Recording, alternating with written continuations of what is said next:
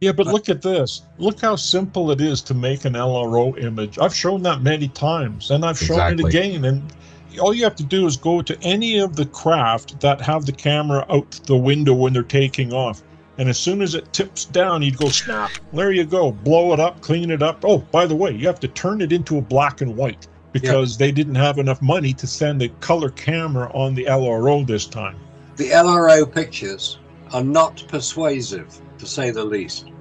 And as you've shown, it's very easy to create that sort of image if you want to blur it up a bit and make it look a bit sort of decrepit. But just imagine this, if you were to get the original film that was in the window of the LM as it was being yanked up on a crane, because that's what was going on. I mean, when I look at the Apollo 11 footage, it's the worst.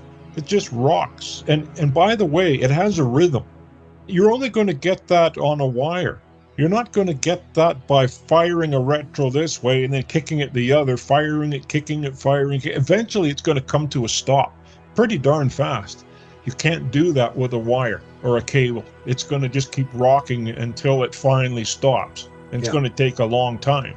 yeah, it is. It's a good point. And if anybody wants to challenge us, you also have to challenge Bill Demos's work as well.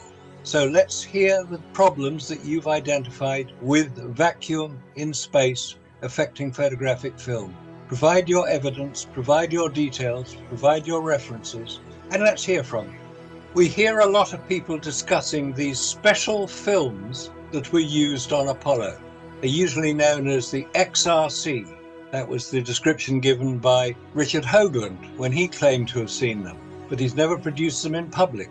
We also hear about the special order films, 268 I think it was, or 238, special order films that NASA produced. But when the managing director of Kodak in the UK, Douglas Arnold, was asked about these films, he said no, Apollo used regular Kodak Ektachrome film.